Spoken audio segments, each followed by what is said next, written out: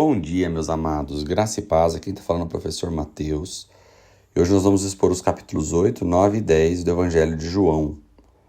Antes de nós expormos esses capítulos, é bom sempre lembrar e reafirmar que é importantíssimo a leitura desses capítulos. Então você que ainda não leu, corre lá para ler. Se já leu, que bom que você leu. Que Deus te abençoe e continue te dando disciplina para que você possa concluir a Bíblia junto conosco. Antes de nós continuarmos, vamos orar. Senhor, muito obrigado por esse dia, obrigado pelo seu cuidado. Que a tua palavra penetre o nosso coração hoje no mais profundo e possa ir até aquele lugar que gera transformação em nosso ser. Que a sua palavra possa também fazer sentido para as nossas demandas dos dias atuais e que o nosso coração seja cheio da tua presença. Nós te pedimos isso, Senhor, em nome de Jesus. Amém e amém. Hoje começamos no capítulo 8, e o capítulo 8 começa com uma das histórias mais intrigantes, que é a história da mulher pega em ato de adultério. Os fariseus levam essa mulher até Jesus e para que Jesus possa julgar se era lícito cumprir a lei de Moisés nela, sendo que a lei de Moisés mandava apedrejar quem fosse pega nesse ato. Lá em Deuteronômio também vai dizer que aqueles que deveriam cumprir a execução não podiam ser culpados do mesmo pecado. Então Jesus ele não responde se era lícito ou não. Jesus simplesmente diz: aquele que não tiver pecado, atire a primeira pedra. Acusados ali por sua consciência, nenhum deles teve coragem de atirar a pedra, todos foram embora. E então Jesus olhou, viu que todos tinham ido embora e perguntou à mulher: cadê aqueles que te acusam? E a mulher disse: não, todos foram embora, ninguém me acusou. E Jesus disse: eu também não te condeno. Vai e não peques mais. É quando a graça se encontra com a lei e dá sentido às coisas. Jesus ele usa de graça com aquela mulher, não a condenando por seu pecado, mas não deixa em aberto o assunto como se a partir de agora isso era permitido e estava tudo bem. Jesus diz a ela: vai e não peques mais. Surpreendendo todos aqueles sem precisar, eles foram ali para poder fazer uma armadilha com Jesus e tiveram que ir embora pensando em seus próprios pecados. Então, eles vêm conversar com Jesus e Jesus começa a falar a respeito do seu próprio testemunho. E aqui entra uma das conversas mais violentas no sentido emocional que eu já vi nas Escrituras. Quando Jesus começa a conversar com os discípulos, ele começa a falar a respeito de quem ele era. E ele, por diversas vezes, ele vai falar: eu sou.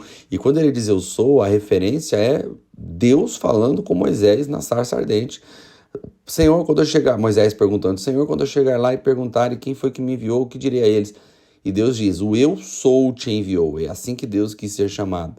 E é desse jeito que Jesus se apresenta. Quando ele fala eu sou, eles entendem que Jesus está dizendo que é o próprio Deus.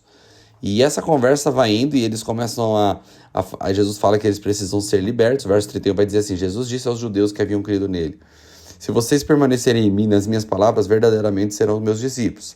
Então conhecerão a verdade e a verdade os libertará. Responderam: somos filhos de Abraão e nunca fomos escravos de ninguém. Como você pode dizer que seremos livres? Aí Jesus diz: em verdade lhes digo que todo aquele que pratica o pecado é escravo do pecado. O escravo não tem lugar permanente na família, mas o filho pertence à família. Portanto, se o filho os libertar, vocês de fato serão livres. Eu sei que vocês são descendentes de Abraão, contudo estão procurando me matar. Aqui Jesus já está falando com aqueles que estão ali, porque tem discípulo e tem pessoas interrogando ele do lado. E Jesus está dizendo assim, ó, se vocês dizem que são filhos de Abraão, tá tudo certo. Mas se vocês fossem de fato filhos de Abraão, vocês fariam como Abraão fez. E Abraão não faria o que vocês estão fazendo, porque Abraão não ia querer me matar. Vocês querem me matar. Vocês estão fazendo a obra do pai de vocês. E quando ele fala isso, ele ainda nem diz qual era o pai deles. Aí eles falam: não, nós não somos filhos ilegítimos, nós somos filhos de Deus. Aí Jesus disse: se Deus fosse o pai de vocês, vocês me amariam, pois eu vim de Deus e agora estou aqui. Eu não vim por mim mesmo, mas ele me enviou. Por que não compreender o meu discurso? Porque são incapazes de ouvir o que eu digo. E olha o verso 44. Vocês são do diabo, o pai de vocês, e querem fazer o que ele deseja. Ele foi homicida desde o princípio e não se apegou à verdade, pois não há verdade nele. Quando mente, expressa sua natureza, pois é mentiroso e o pai da mentira. No entanto, vocês não creem em mim porque digo a verdade. Qual de vocês pode me acusar de algum pecado? Se estou falando a verdade, por que não creem em mim? Aquele que pertence a Deus ouve o que Deus diz. Vocês não ouvem porque não pertencem a Deus. Olha que discurso. Foi se acalorando esse discurso que Jesus não recuou. Jesus os enfrentou com a verdade. E aí os judeus vão responder no 48 que eles tentam, na verdade, menosprezar Jesus. Eles falam assim: não estamos certos em dizer que você é samaritano, está endemoniado, porque é como se a conversa aqui, pro lado deles, vai uma coisa tão infantilizada, que é como se Jesus tivesse tentado ofender eles, chamando eles de filho do diabo, e eles tentou ofender Jesus, chamando Jesus de samaritano e de endemoniado. E Jesus não baixa o tom e não baixa o nível. Jesus vai dizer: eu não estou endemoniado, ao contrário, eu honro meu Pai e vocês me desonram. Não busco a minha glória para mim mesmo. E aqui Jesus vai falar, vai continuar nessa defesa, e o ápice disso é o 58 para mim, que ele diz assim, ó: Jesus respondeu: em verdade lhes digo, que eles vão falar assim, porque, deixa eu tentar contextualizar isso para explicar para vocês. Jesus vai dizer assim: olha, Abraão viu meu dia e se alegrou. Provavelmente Jesus estava se referindo à experiência do Moriá, quando Abraão foi sacrificar Isaac, e Deus impede ele de sacrificar Isaac e prepara para ele um cordeiro. Deus proveu um cordeiro. Então, Abraão, provavelmente naquele momento, tenha tido uma experiência de ter previsto a vinda de Cristo. E Jesus vai dizer, ó, ele viu meu dia e ele se alegrou. E ele fala: mas você não tem nem 50 anos, como é que você conheceu Abraão? E aí Jesus vai responder uma resposta que mostra que Jesus não queria ir para trás. Ele vai dizer: em verdade lhe digo que antes de Abraão nascer, eu sou. Então pegaram pedras para apedrejá-los, mas Jesus escondeu-se e saiu do templo. Então essa conversa terminaria. E aí Jesus vai, outra questão, Jesus vai falar que ele é a luz do mundo e está falando sobre a luz do mundo, e ele vai lá e cura um cego de nascença. E os discípulos ficaram meio que perguntando: mas quem foi que pecou? Porque como ele era cego de nascença, foi os pais dele ou ele que pecou?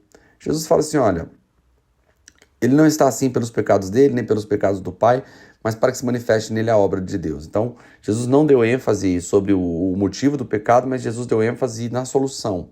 Jesus pega a saliva, mistura com terra, com pó, e manda ele ir lá lavar o olho no tanque de Siloé. O tanque significa enviado. O homem foi, lavou e voltou vendo. Beleza, aí tá tudo bem.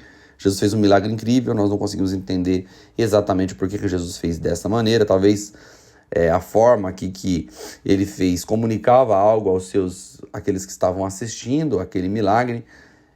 Dizem que a saliva tinha-se uma crença naquele lugar, naquele contexto, que saliva fazia bem para os olhos, mas isso é irrelevante, porque não foi a saliva que curou, o que também não foi o pó da terra que curou, e nem muito mesmo o lavar no tanque de Siloé foi um milagre feito por Deus. O próprio homem lá na frente vai reconhecer que só Deus poderia operar, só um homem enviado por Deus poderia operar um milagre daquela magnitude, porque nunca tinha se visto um cego de nascença voltar a ver.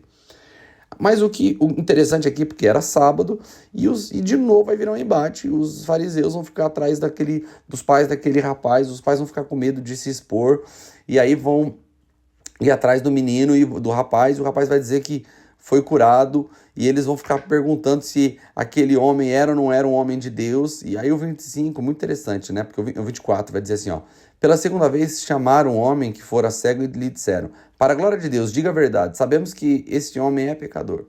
E essa resposta é sensacional. O 25 ele vai dizer: ele respondeu: não sei se ele é pecador ou não. Uma coisa eu sei, que eu era cego e agora vejo. Oh, aleluia. Depois nós voltamos nesse texto para concluir a leitura de hoje. E aí, de novo, né, o verso 33, o homem vai dizer: se esse homem não fosse de Deus, não poderia fazer coisa alguma. Diante disso, eles responderam. Olha a arrogância desses religiosos. Eles vão dizer: você nasceu cheio de pecados, como tem a ousadia de nos ensinar? E os expulsaram. E aí logo o texto já começa a falar sobre cegueira espiritual. Jesus ouviu que o homem tinha sido expulso, fala para ele, e esse homem crê. E aí olha o que Jesus está dizendo, verso 39. Jesus disse: eu vim a este mundo para o julgamento, a fim de que os cegos vejam e os que veem se tornem cegos. Alguns fariseus que estavam com ele ouviram-no dizer isto e perguntaram: acaso nós também somos cegos? Jesus disse: se vocês fossem cegos, não seriam culpados de pecado, mas agora que dizem que podem ver, a culpa permanece. E aí nós vamos para o 10, e aqui Jesus está falando sobre ele ser o bom pastor. É normal Jesus usar aqui a figura do pastor para referir-se a ele mesmo, referir-se à sua obra. Nós já ouvimos a parábola do pastor que deixa 99 ovelhas para buscar a centésima que havia se perdido. E nós vamos perceber que Jesus, quando ele fala que o povo está perdido, ele fala que o povo está como ovelha que não tem pastor. E aqui ele vai se referir a si mesmo como um pastor, um bom pastor. E ele vai dizer que esse pastor dá vida pelas ovelhas, que todos que vieram antes dele, que não entraram pela porta, então os outros são mercenários, e que o mercenário vem para roubar, matar e destruir, mas ele vem para dar vida e vida em abundância. Então aqui Jesus está fazendo uma referência daqueles que vieram se propondo ser os pastores da ovelha. Talvez outros que se chamaram de Cristo, pessoas que vieram antes dele, querendo a prerrogativa de Messias. E ele diz, todos esses aí que vieram antes de mim são ladrões. Eles vieram só para roubar, matar e destruir. Mas eu não. Dessa vez eu vim e sou eu mesmo que deveria estar aqui. E eu vim para dar vida e vida em abundância, porque eu sou o pastor e eu dou a vida. Eles não davam suas vidas por vocês, mas eu dou. Então Jesus reafirma o seu papel de pastor, ao mesmo tempo que também condena aqueles que se diziam Messias antes dele, ou queriam a prerrogativa de cuidar do povo sem ser eles de fato o pastor, mas Jesus sim o pastor. A partir do verso 22 vai falar sobre uma festa de dedicação, né? Os judeus se reuniram-se ao redor dele e perguntaram, né? Verso 24, até quando nos deixará em suspense? Se você é o Cristo, diga-nos abertamente. E aí Jesus não nega, Jesus vai dizer assim, eu disse, verso 25, mas vocês não creram. Nós já estamos no capítulo 10, viu, gente? As obras que eu realizo em nome do meu Pai testemunham sobre mim, mas vocês não creem porque não são minhas ovelhas. As minhas ovelhas ouvem a minha voz, eu as conheço e elas me seguem. Eu dou a vida eterna e elas jamais perecerão e ninguém as poderá arrancar de minha mão. O meu Pai as deu a mim e é maior que todos, ninguém as pode arrancar da mão do meu Pai, e eu e o Pai somos um. Os judeus, mais uma vez, pegaram em pedra para apedrejar. Então, se é o Cristo ou não é? Sou. Vou matar você então. Não faz sentido a cegueira espiritual que eles estavam. E Jesus vai dizer no verso 32, eu mostrei boas obras da parte do meu Pai. Por qual delas vocês querem me apedrejar? Judeus, não queremos apedrejar você por boa obra, mas por blasfêmia, pois você, embora seja homem, se apresenta como se fosse Deus. Aí Jesus vai usar um texto de Salmos para dizer, poxa, o texto vai chamar aqueles que recebiam a palavra de deuses, e vocês me chamam de blasfemo porque eu estou usando essa mesma prerrogativa. Aí no 38 ele vai dizer assim, contudo, se as realizo, mesmo que não creiam em mim, creiam nas obras, para que possam saber e entender que o Pai está em mim e que eu estou no Pai. Aí de novo, verso 39, outra vez tentaram prendê-lo, mas ele se livrou das mãos deles. Então Jesus atravessou novamente o Jordão, foi para o lugar onde João batizava nos primeiros dias de seu ministério, ali ficou e muita gente foi até onde ele estava dizendo, embora João nunca tenha realizado um sinal milagroso, tudo o que ele disse a respeito deste homem era verdade. Então muitos ali creram em Jesus. Eu quero ficar com a porção do capítulo 9, o verso 25, para nós só meditarmos nesse dia.